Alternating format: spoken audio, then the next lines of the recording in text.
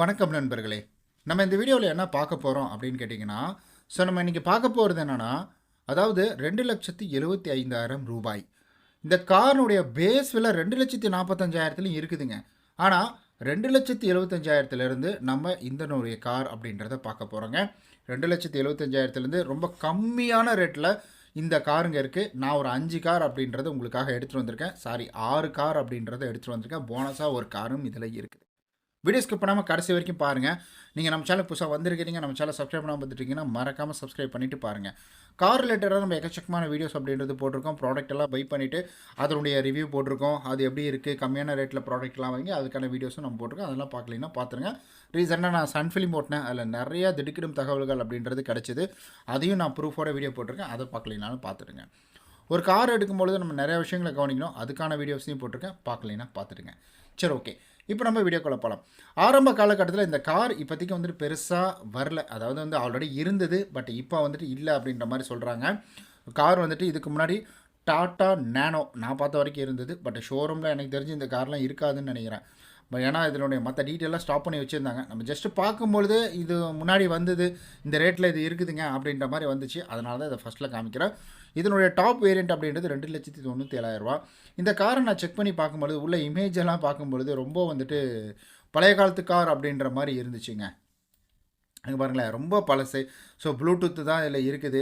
இதில் இது கூட கிடையாது. நமக்கு வந்துட்டு என்னென்னா நமக்கு ஸோ ப்ளூடூத்து இந்த மாதிரி எதுவுமே இல்லாமல் யூஎஸ்பி டிரைவரு, அதுக்கப்புறம் ஆக்ஸ் கேபிள் இந்த மாதிரி தான் வந்துட்டு இதில் கொடுத்துருக்காங்க. உள்ள இன்டீரியல் பார்க்கல உங்களுக்கு எப்படி இருக்குது பாருங்களேன்.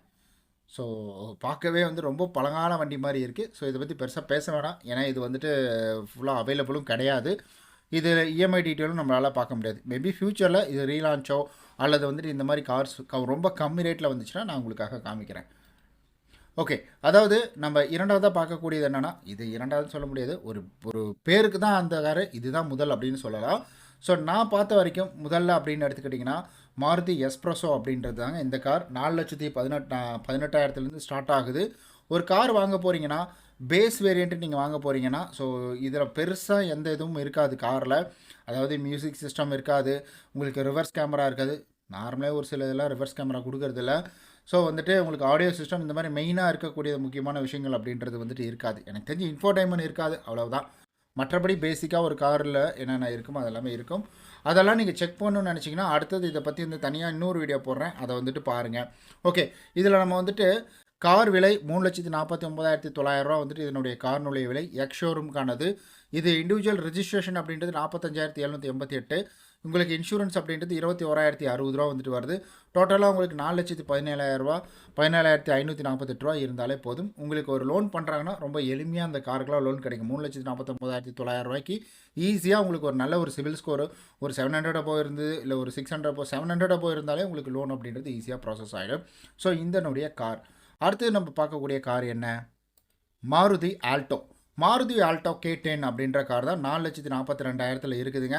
ஸோ இந்த காரில் நம்ம ப்ரைஸ் டீட்டெயில் அப்படின்னு எடுத்துக்கிட்டோம்னா, ஸோ இதை பொறுத்த வரைக்கும் நமக்கு வந்துட்டு 3,69,900 வருது. இதில் நமக்கு இண்டிவிஜுவல் ரெஜிஸ்ட்ரேஷன் அப்படின்னு எடுத்துக்கிட்டிங்கன்னா 48,188 உங்களுக்கு இன்சூரன்ஸ் காஸ்ட் அப்படின்றது 23,257 ஆக மொத்தம் இது பார்த்தீங்கன்னா 4,42,145 வந்துட்டு வருது. அண்ட் அதே போல் 3,69,900 வந்துட்டு இன்சூரன்ஸ் வந்துட்டு ஒரு ஃபைனான்ஸ் அப்படின்றது பார்த்திங்கன்னா ஈஸியாக கிடைக்கக்கூடியது. நிறைய பேர் இந்த மாதிரி கார்ஸ் எல்லாம் வாங்கி அவங்க என்ன பண்ணுறாங்கன்னா கேபில் போட்டு வந்துட்டு ஓட்ட ஆரம்பிக்கிறாங்க. நல்ல விஷயம்தான். ஒரு பேஸ் வேரியண்ட்டு நீங்கள் வாங்குறீங்கன்னா அது பெஸ்ட் ஐடியா. நீங்கள் இப்போ தான் கேப் போட போகிறீங்கன்னா ஒரு பேஸ் வேரியண்ட் வாங்கி அதில் மியூசிக் சிஸ்டம் பேசிக்கான மியூசிக் சிஸ்டம் மட்டும் நீங்கள் அப்டேட் பண்ணிவிட்டு நீங்கள் அதை வந்துட்டு யூஸ் பண்ண ஆரம்பிக்கலாம். நீங்கள் கம்பேர் பண்ணி பாருங்கள், அடுத்த வேரியண்ட்டுக்கும் இதுக்கும் என்ன டிஃப்ரெண்ட் வருது அப்படின்றத கம்பேட்டபிள் பண்ணி பார்த்துட்டு நீங்கள் புதுசாக ஒரு பிஸ்னஸ் ஆரம்பிக்க போகிறீங்கன்னா, அப்போ என்னை பொறுத்த வரைக்கும் நீங்கள் இப்போ தான் ஒரு காசு இருக்குது, ஒரு 4 லட்ச ரூபாய் இருக்குது அப்படின்னா என்னை பொறுத்த வரைக்கும் அதிகமான வேரியண்ட்டு போகிறதுக்கு பதிலாக அந்த 4 லட்ச ரூபாய் கொடுத்து இந்த மாதிரி காரை போட்டுட்டு நீங்கள் அடுத்த கட்டமாக வந்துட்டு அதை எக்ஸ்ட்ரா கடனை வந்து தலையில் போட்டுக்காமல் இருக்கிறது இட்ஸ் பெட்டர் என்னை பொறுத்த வரைக்கும். ஏன்னா இந்த ஃபினான்ஷியல் ஃபீல்டில் நான் இருக்கிறதுனால என்னுடைய அனுபவம் அப்படின்றத உங்கள்கிட்ட சொல்கிறேன். 4வது காரு நான் நம்பவே இல்லைங்க. அதாவது எப்படி இந்த காரினுடைய விலை இவ்வளோ ஏறிச்சு. ஏன்னா நான் லாஸ்ட்டாக இந்த காரினுடைய விலை 3,75,000 பார்த்தேன். இப்போ பார்த்தீங்கன்னா இந்த காரு 5,12,000 பேஸ் வேரியண்ட் அப்படின்றது வந்திருக்கு. சில இடங்களில் நமக்கு வந்து காரினுடைய விலை குறைஞ்சிருச்சின்னு சொன்னாங்க. ஜிஎஸ்டி குறைஞ்சதுனால குறைஞ்சதுனாங்க. ஆனால் எல்லாமே ஏறி தாங்க இருக்குது இப்போ நான் செக் பண்ணி பார்க்கும்பொழுது. ஏன்னா நான் வந்துட்டு ஃப்ரான்ஸ் கார் எடுக்கும்பொழுது என்னுடைய அப்பத்திய ரேட் அப்படின்றது பார்த்தீங்கன்னா டெல்டா ப்ளஸ்க்கு வந்து 8,75,000 அப்படின்றது வந்துச்சு. ஸோ டோட்டலாக சேர்த்து எனக்கு வந்து ஒரு பெரிய தொகை அப்படின்றது வந்தது. ஆனால் இப்போ பார்த்தீங்கன்னா சாரி 8,40,000 இப்போ வந்துட்டு 9,60,000 அப்படின்றது வந்து என்னுடைய கார் டெல்டா ப்ளஸ் வந்துட்டு. ஸோ 9,60,000 அப்படின்றது வந்து எப்பா எவ்வளோ வந்துட்டு நிறையா மாற்றங்கள் அப்படின்றது ஏற்பட்டிருக்குது. இந்த காரினுடைய விலை இவ்வளோ மாற்றம் ஆகும்னு நான் பார்க்கவே இல்லை.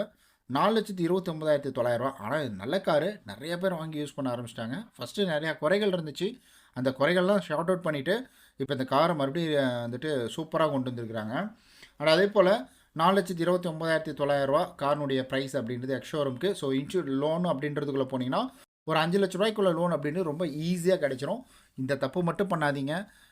பர்சனல் லோனாக போட்டுட்டு நீங்கள் அதை வந்துட்டு காருக்கு அப்படியே மாற்றாதீங்க. இது மிகப்பெரிய ஒரு தவறாக மாறிடும். ஸோ நான் வந்துட்டு அடுத்தது ஒரு வீடியோ போட போகிறேன். பர்சனல் லோன் போட்டு நம்ம கார் வாங்கலாமா, நம்ம வந்துட்டு இல்லை டேரெக்டாக கார் வாங்கலாமா, கார் லோனுக்கே போட்டுடலாமா. ஸோ நம்ம வந்துட்டு லோன் கட்டலிங்கன்னா நமக்கு வந்துட்டு முழுக்க முழுக்க காரில் தானே வந்துட்டு காரில் எதுவும் பண்ண மாட்டாங்க, நம்மளை தானே டார்கெட் பண்ணுவாங்க அப்படின்ற மாதிரி. ஸோ நிறைய பேர் என்கிட்ட கேட்டிங்க, அது ஒரு வீடியோவாக பண்ணலான் இருக்கேன். மறக்காமல் அந்த வீடியோ வந்துட்டு நாளைக்கு பார்த்துடுங்க. நாளைக்கு ஞாயிற்றுக்கிழமை, அதனால் அந்த வீடியோ கம்பல்சரி வந்துட்டு நான் கொண்டு வந்துடுறேன். ஓகே, அடுத்தது பார்த்தீங்கன்னா கார் இப்போதைக்கு இது வந்து நல்லா சூப்பராகவே போயிட்டுருக்குது. நல்ல ஒரு மூவிங் அப்படின்றதில் இருக்கக்கூடிய ஒரு கார் தாங்க. இதுலேயும் நிறையா வேரியண்ட் அப்படின்றது வந்துடுச்சு. முதல்லலாம் வேரியண்ட் ரொம்ப கம்மியாக இருந்ததுங்க. இப்போ பார்த்தா நிறையா வேரியண்ட் லான்ச் பண்ணிக்கிட்டே இருக்கிறாங்க. ஸோ ஒரு கார் ஒரு மாடல் அப்படின்றது வருது. அந்த மாடலுக்குள்ளேயே ஒரு சில விஷயங்கள் அப்படி பாருங்க. ஸோ ஆனிவர்சரி வந்துட்டு எடிஷன் அப்படின்ற மாதிரி நிறைய விஷயங்கள் வந்துட்டு ரெனால்டு குவிண்ட்டுன்றது மட்டும்தான் எனக்கு தெரியும் ஃபஸ்ட் நான் பார்த்தது. இப்போ நிறையா வேரியண்ட் அப்படின்றது வந்துருக்கு. சிஎன்ஜி எம்டி, ஸோ ஏஎம்டி, இந்த மாதிரி நிறைய வேரியண்ட் வந்திருக்கு. நல்ல விஷயம்தான், தப்பான விஷயம்லாம் ஒன்றும் கிடையாது. அடுத்தது இந்த ப்ரைஸ்க்குள்ளே இது வராது தான், பட் இருந்தாலும் இதனுடைய வந்துட்டு நம்ம எக்ஷோரூம் ப்ரைஸ் அப்படின்றது 4 லட்சத்துக்குள்ளே இருக்கிறதுனால மட்டும் நான் இந்த ஒரு விஷயத்துக்குள்ளே இதை கொண்டு வந்து அடக்கியிருக்கிறேன் நான். ஏன்னா இப்போ ஆன்ரோட் ப்ரைஸ் அப்படின்றது அப்புறம் ரெஜிஸ்ட்ரேஷன் இதெல்லாம் ஆப்வியஸாக அது வரும். பட் இதனுடைய எக்ஷோரூம் ப்ரைஸ் அப்படின்றது 4 லட்ச ரூபாய்க்குள்ளே தான் வரும். ஏன்னா ஃபினான்ஷியல் எது வருதோ நம்ம அதை தான் பார்ப்போம். அந்த வகையில் மாருதி செலிரியோ அப்படின்ற காரு. ஸோ இந்த கார் 4,69,900 வருதுங்க. இதில் இண்டிவிஜுவல் ரெஜிஸ்ட்ரேஷன் அப்படின்றது 60,188 ரூபா. அண்ட் அதே போல் இன்சூரன்ஸ் அப்படின்றது எடுத்திங்கன்னா 25,103 ஸோ ரொம்ப குட்டி கார், காம்பேக்டான கார்லாம் போகிறீங்கன்னா இன்சூரன்ஸ் கம்மியாக தான் வரும். ஆக மொத்தம் உங்களுக்கு 5,59,991 ஆக்சுவலி ஒரு லோன் அப்படின்றது பார்த்திங்கன்னா 4,69,000 தான் வந்துட்டு பண்ணுவாங்க. 4,69,900. ஸோ லோன் அப்படின்றது பார்த்திங்கன்னா எடுத்த உடனே உங்களுக்கு 100%னா சிபில் ஸ்கோர் கரெக்டாக இருந்ததுன்னா இதை முழுமையும் கவர் பண்ணிவிடுவாங்க. அப்படி இல்லைனா தான் உங்களுக்கு வந்துட்டு இதில் ஏதாவது குறையும். அப்போ நீங்கள் வந்துட்டு இதில் இருக்கக்கூடிய இந்த கார் வாங்குறதுக்கு நீங்கள் ஜஸ்ட் ஒரு 60,000, 25,000, ஸோ இதை வந்துட்டு 60, 80, 85, 85,200, 85,191 கிட்ட வந்துட்டு நீங்கள் கையில் ரெடி பண்ணிக்கிட்டீங்க. அதாவது 90,000 கையில் வச்சுருந்தீங்கன்னா இந்த கார் அப்படின்றது உங்களால் ஈஸியாக அஃபோர்ட் பண்ண முடியும் லோனை போட்டு. வேறு ஏதாவது கேள்வி இருந்துச்சுன்னா சொல்லுங்கள். நான் நாளைக்கு இன்னும் ஒரு சூப்பரான வீடியோவில் சந்திக்கிறேன். ஏன்னா அந்த வீடியோ ரொம்ப ரொம்ப இம்பார்ட்டன்ட், அதுக்காக தான். அந்த வீடியோ மறக்காமல் பாருங்கள். பாய்.